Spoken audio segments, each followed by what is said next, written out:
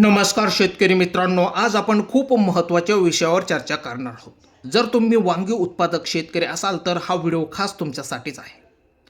आजच्या व्हिडिओमध्ये आपण वांगी पिकातील शेंडा आणि फळ पोखरणाऱ्या अळीविषयी माहिती बघणार आहोत। खास करून वांगी पिकाला ही कीड सोडतच नाही। एकदा जर या किडीचा प्रादुर्भाव झाला आणि जर वेळेत फवारण्या केल्या नाही तर ही अळी कंट्रोलच्या बाहेर जाते। तर या ठिकाणी तुमचा प्लॉट पूर्णपणे नष्ट होण्याच्या मार्गावर असतो। ही कीड आपल्या वांगी पिकातील जवळपास 40 ते 50% आपल्या पिकांचे मोठे नुकसान करते। बऱ्याच शेतकऱ्यांच्या कंप्लेंट असतात की आमच्या प्लॉटमधील शेंडा व फळ पोखरणारी अळी कंट्रोलमध्ये येतच नाही। ही औषध फवारणी केली, ती औषध फवारणी केली, पण याचा काहीही उपयोग झाला नाही। तर आपण याच विषयावर सखोल चर्चा करणार आहोत। तर वांगे पिकावर येणाऱ्या अळींच्या वेगवेगळ्या प्रकारच्या अवस्था आपल्याला बघावयास मिळतात।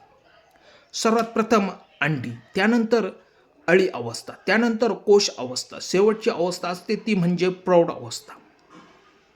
या अवस्थांमध्ये सर्वात आपल्या पिकांमध्ये धोका हा अळी अवस्थेतून होत असतो, हे तुम्हाला माहिती असायला पाहिजे। ती अळी लहान असताना थोडीशी लालसर रंगाची आपल्याला बघावयास मिळते। मित्रांनो, तुम्ही बघा, ही अळी सर्वात जास्त आपल्याला शेंड्यांवरती शेंडा पोखरताना प्रामुख्याने आपल्याला दिसते। जेव्हा वांगे पिकातील शेंडा हा कोवळा असतो तेव्हा ती खूप मोठ्या प्रमाणात शेंड्यांचे नुकसान करताना आपल्याला दिसते।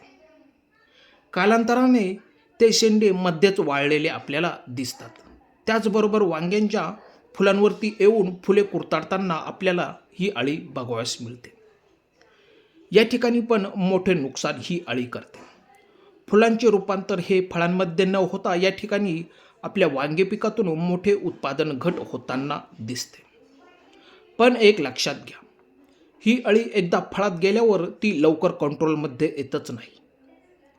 ती मध्येच छिद्र पाडून फळ पोखरत राहते आणि तिची विष्ठा ही फळात टाकून ते फळ कालांतराने सडू लागते आणि साहजिकच उत्पादनामध्ये मोठ्या प्रमाणात घट दिसू लागते।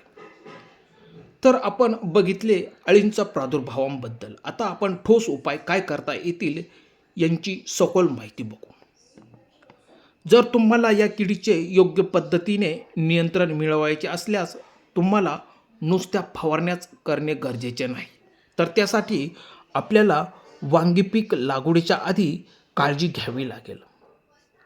जर तुम्ही ज्या शेतात लागवड करणार आहात ते शेत व्यवस्थितपणे नांगरून घ्यावे, जेणेकरून जमिनीतल्या आतील जे कोश असतील ते उन्हाच्या संपर्कात येऊन ते मरून जातील।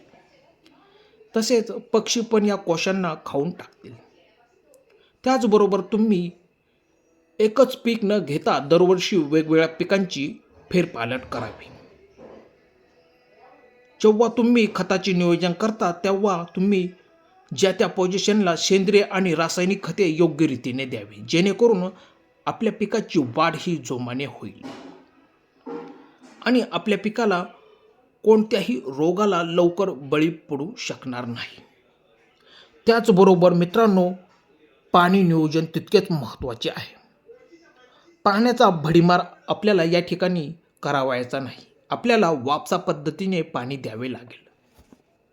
आपल्या प्लॉटमध्ये किडलेले फळं फुले शेताच्या बाहेर तुम्ही सहज काढून टाकावेत, कारण याने पण रोगाचा प्रादुर्भाव होण्याची शक्यता असते। कारण या फळामधील कीड त्या फळामध्ये, या फुलामधील कीड त्या फुलामध्ये जाऊ शकते, त्यामुळे ते अवशेष बाहेर काढलेले बरे राहतील। वांगी पिकाची लागवड करताना आपल्याला योग्य तेच अंतर घ्यावे लागेल, कारण जेवढी तुमच्या वांगी पिकात हवा खेळती राहील तेवढ्या तुमच्या पिकात किडींचा प्रादुर्भाव हा कमी होताना दिसेल। म्हणजेच या ठिकाणी औषध फवारण्या या योग्य रीतीने बसतील आणि किडींचा नायनाट होण्यास खूप मदत होईल। त्याचबरोबर आपण फवारणींच्या आधारे पण किडींचा नायनाट सहज करू शकतो।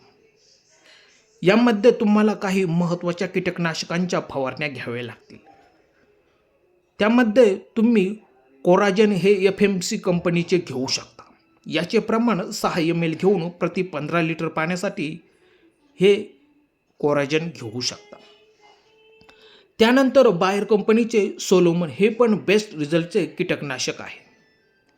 याचे प्रमाण 15 मिली 15 लिटरच्या पंपासाठी तुम्ही घेऊ शकता. त्याचबरोबर UPL कंपनीचे विराट हे पण बेस्ट रिझल्टचे कीटकनाशक आहे.